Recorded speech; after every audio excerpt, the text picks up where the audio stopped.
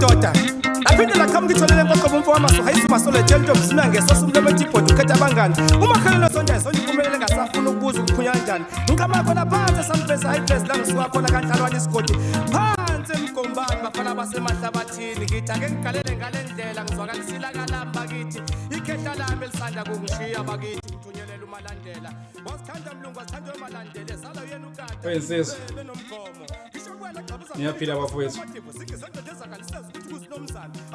Namhlanje ngizothatha ithuba lokubonga. Ke kuthiwa umuntu ngabantu. So uma ukuthi khona into ebona enzakalayo kumele mawubonge.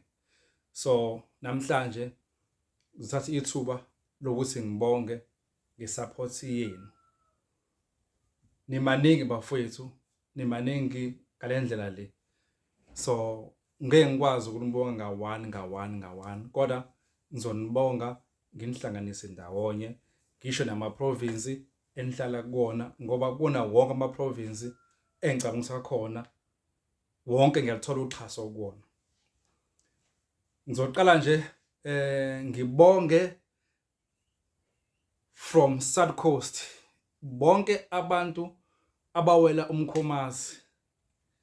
Ngingabala iPush Up Stein, ngiphinde ngibale iBizana, ngibale uMthatha, Kapa, Western Cape, Eastern Cape, ziningi kakhulu Mthwalume, kodwa uma uwela nje umkhomazi South Coast yonke. Ngiyabonga kakhulu bafethu ngoxhaso lwenu, ngiyabonga kakhulu ngesupport yenu. Nongakafinyeleli naye ozalithola ithuba lokuthi afinyelele but umsebenzi wami niyawenza bafethu ukuthi ukhuphuke kakhulu. So kubona wonke umuntu osekafinyelela kumina ngiyabonga, nongawufinyeleli nakuyena futhi ngiyabonga ngoba bakhona abafike babuze and bagcina bangasafinyela, kodwa ngiyazi ukuthi one day mase kuhlangene yonke into yabo bazophinda futhi babuye bazofuna usizo. Ngitheme futhi ukuthi ubona bonke laba asebefinyelele kumina wonke umuntu uyalithola usizo ngendlela alidinga ngayo. Ngiphinde ngegoli eGauteng, igoli likhulu kodwa ngiyabonga bafethu. Ngabala ithembisa, ngibale iSoweto, ziningi kakhulu indawo eHillbrow. Niyazazi bafethu, nibaningi ngiyabonga kakhulu. Isanje sidlula ikhanda. Ngiphinde ngame ngeLimpopo, ngePolokwane, maningi ngiyabonga kakhulu. Mpumalanga, Emelo, nonke ensempumalanga enike nifike kumina nabangakafinyeleli kumina abazofinyelela soon. Ngiyabonga bafethu ngosizo ngoxhaso lenu. Nami ningenza ngibuye ngenye indlela manje ukuthi hawu kanti lento engangithi ngiyazama ukuthi yenze isiyalunga nendlela elunga ngayo, nami ngangayitshela ukuthi ngazilunga nendlela elunga ngayo. Kodwa ngithanda nje ukudlulisa ukubonga kakhulu. Umuntu ongabongi uma enze kwenzeke into kuyena ongi-appreciate, lo muntu usuke enenhliziyo embi. Mina ke angenalo lo muntu onenhliziyo embi, ngumuntu okwaziyo ukuthi a-appreciate into eyenzeka kuyena. Ngiyabonga kakhulu. Ngiphinde futhi ngize la kwelakithi eKZN. Ngingakhohlwa kanjani abafowethu abequthukela. Ngibala eMpangeni, iMelmont, iMondlo, iVryhead, iJozini, nibaningi bafethu, Richards Bay, Mangozi, ziningi indawo. Uma equthukela wazi kahle ukuthi usuke wahlangana nembiza kaSicelo bafethu. Ngiyabonga, ngidlulisa ukubonga okukhulu. Ngize la eThekwini, eMlasi, eLamont, eNtuzuma, kwaMashu, kwaMakhuso, eFolweni, Mgababa, Magabheni, Mfume, Ngolela. Ngiyabonga kakhulu bafethu ngoxhaso lwenu. So ngeke ngasho eqaleni ukuthi ngizonibonga nginibhanqe nonke kwaye ngikwazi ukubiza ngamagama ngoba kunabantu nothi ukuthi kunabantu kahle imfihlo zabantu kufanele ngiyigcine kumina. So ngeke ngikwazi ukuthi ngisho ukuthi sibanibani ngiyabonga into yenze mina, sibanibani ngiyabonga ngoba omunye umuntu akathandi imfihlo zakhe zizona wonke umuntu. Njengoba eze kumina uze ngoba engithemba ezokwazi impilo zakhe ngizoyigcina, kodwa ngiyabonga kakhulu. bese ngithanda ukudlulisa lamazwi lapho. Kulaba bafowethu laba engihlangana nabo eSiphingo. Ngihlangana nabo naseThekwini. Abangithole kuFacebook. Bafowethu ngiyabonga. Izandla zedlula ikhanda. Ngiyatholakala ku-YouTube. Ku-YouTube ngusicelo Dube. Abantu abaningi abangazi ngiku-YouTube but ngikhona ku-YouTube. Kodwa ngiyaposta ku-Facebook. Ngenzela ukuthi umuntu odinga usizo ku-Facebook abuye eze kumina ngala ku-YouTube kumbe eze ku-WhatsApp athole usizo.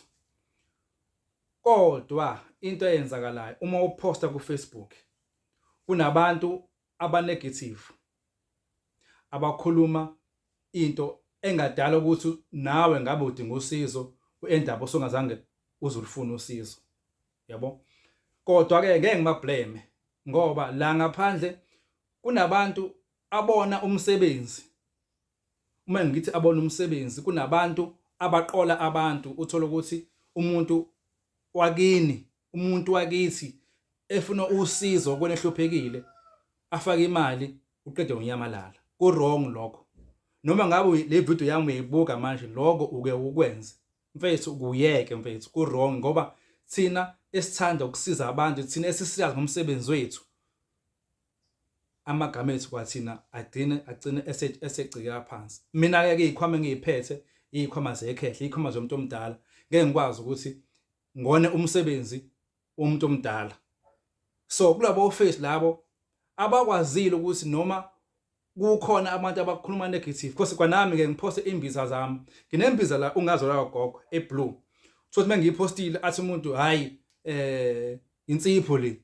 Athi umunye hayi yini nasho noma into uyayithandayo stay soft was but akazazi achathe ngayo akazakazi usekanjani uyayikhulumela kodwa unanento esemqondweni wakho ukuthi kunomuntu ongadesa lonto le ngoba efuna ukuqola abantu kodwa wena okwazile ukuthi wayiyeka lonto wangena kumina wangi-inboxa wangena kumina ku WhatsApp wangi-WhatsApp wafuna ukwazi ukuzwa kangcono ngalento le ngikhuluma ukuthi intoni leyo. Ngiyabonga. Ngahlangana nawe eThekwini, ngahlangana nawe eMkhomazi, ngahlangana nawe eSiphingo. Niyazazi bafethu. Ngahlangana nawe workshop kuphi point siningi likhulu itheku ngoba ngizasho ukuthi ngifuna ukunika esandleni into yakho oyifunile nginika esandleni ngokukhulu nje ukuyithoba ngokukhulu nje ukuthi nje ngiyazi ukuthi udinga usizo. So kulobo bafethu laba abangithola ku Facebook ngiyabonga bafethu. Umuntu ungamlaleli into ayishoyo izenza into yakho ngoba lo muntu osekhulume kambi ngento yami mina engakaze mina ngimgebenge. Lo muntu lowo mhlasimbe unenkinga edlule yakho wena onenkinga uthi unenkinga nokumuntu onenkinga edlule yakho kodwa umela kule platform lena ya kuma social media azenze umuntu ongcono ukuthi hey yini sisasona noma athi le price le iyabiza. Yes iyabiza iprice but nomsebenzi wawo uyawenza kodwa uthi iyabiza nje usunosuku kunomuntu ohambe edlula ko my friend awuse ngiyiphisa okuboost each and every day ngenyanga njalo u20 rand 30 rand ngenyanga khipha amayini lo muntu kodwa uzokha u200 rand into ezokcleana ikusize ingona phakathi ngoba bafethi imbiza uma ukuthi kunento engaphakathi la kuwena iyayicleana noma ngabe ubumuntu obejotha aphile ngamaphilisi iyawacleana amaphilisi iclean isinye iclean yonke into ube right. Kubalekile bafethu ukuthi at least noma ngesonto uchathe nje kube kanye just nje uchathe kube kanye ukuthi uziclean ngoba futhi ukudla esikudlayo akukho right. Amafutha ayabheda, ama energy drink akekho right emzimbeni wethu. Ngizokunikeza imbiza mina ngithi nathi imbiza ukuchatha kumbe uphuzo. Uma uzoclean kube right, kodwa uma ubuya back futhi uphinde uphuze i-boost kumbe noma isiphi isiphuzo esakhamandla like energy drink uphinde uyiphuze uzobona back lento le obuyibalekela. So uma nginikeza imbiza make sure ukuthi awusawadla amaphilisi awusayiphuza energy drink uyehlisa kancane into ezino acid ukuze impilo yakho ibe right. Ngiyacabanga ukuthi bafethu siyazwana kuleyo ndawo le ukuthi imbiza umsebenzi wayo ukucleana iclean izifo engaphakathi ikline ikhiphe lezi zifo lezi edala ukuthi ipipi malibe yivila lezi zifo edala ukuthi ipipi maligobe kumele sheshe lichame kumele ngasaphinde futhi livuke. So imbiza ifike ishalo zifike ekanjalo engazi ukuthi nami izipho zozifo lezi kodwa ikhona imbiza ekline umthondo eqedayo noma ngabe drop noma ngabe ugcwele isisu umoya izokuqeda lokho noma ngabe unelonda ngaphambili iyaqeda konke lokho. So bafethu ngiyabonga kakhulu namhlanje bokusuku lami ukuthi nje ngithanda ukuthi ngibonge nikwenze futhi nakwabanye but uxhaso lwenu bafethu ngiyalibona lukhulu kakhulu ngoba subscribeile ngiyabonga nama viewers ngiyabonga ngiyacela ukuthi ni subscribe ku channel yami kusicelo Dube ngiyabonga kakhulu ngiyatholakala ku Facebook ngu-Rich Dube. Uma uthanda ungifonela futhi ungawazi ukuthi ungifonele inamba yami it's 065 629 5372. Ngiyabonga kakhulu bafethu.